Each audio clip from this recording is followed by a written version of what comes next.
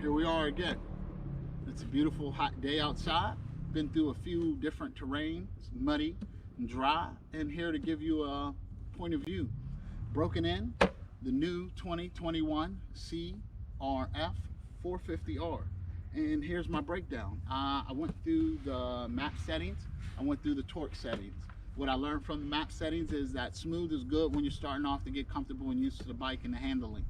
Once after you set up that, then you want to switch into standard mode. Got into standard mode and found my happy place. Once I got situated in that, I switched it up into race mode, and it was everything that I thought it would be plus more.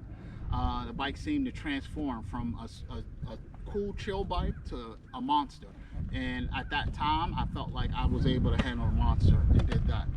Also went through the launch control settings too, and it was there. Pulled the front wheel up in the air and kept it planted and kept moving. So I was happy with that. Also knowing when you're riding with the launch control enabled, which is you hold the start button and you hold it in, and you'll notice a blinking light over here, and that'll let you know. Now when you're back in first gear, you'll notice the blinking light still be on, so be aware of that if you're doing any hill climbs, such things like that, because you don't want to pop a wheelie off the hill. So I felt like I might have needed some servicing done, so I did some servicing. I refilled the antifreeze up. I had to top that off. It wasn't too much. Also, I did an oil change on it. I felt like looking through the window, it was pretty cool, but from further inspection of it, I definitely needed to change the oil. So I dropped the oil last night, and it was needed to be changed. It should be like a honey kind of look, but it was definitely dark. It was way past honey look.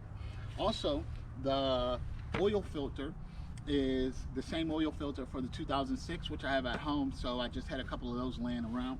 Threw that in there, or greased both sides of the spring. I saw some wear on it, but nevertheless it was still cool. Also it was easy. Pulled off the engine guard, 2 bolts, slide right up, pop right out, no problem. Really love the options of the easy bolts that pop out. They're just working great for me. It allows me to take off the plastic to really do a thorough cleaning, so I can, you know, store it right. Also, the wheel, I noticed chain had a little slack in it, so I pulled the wheel back to the 5th notch. Also, I greased up the drive shaft, that drive rod, whatever, that goes in between the rear wheel.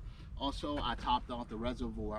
I looked through the window of the reservoir and the rear brake, and I really wasn't comfortable with what I was seeing, so I popped it off, and I noticed it needed a little bit more. As you look into the cylinder, you'll notice that it would have a notch, a bevel in it. So you just top it off in there and put it back on. I didn't pump the brakes or do anything like that, so I didn't feel like I needed to reset it. And since I had that going on and the chain stuff, I just pulled that out and greased that up.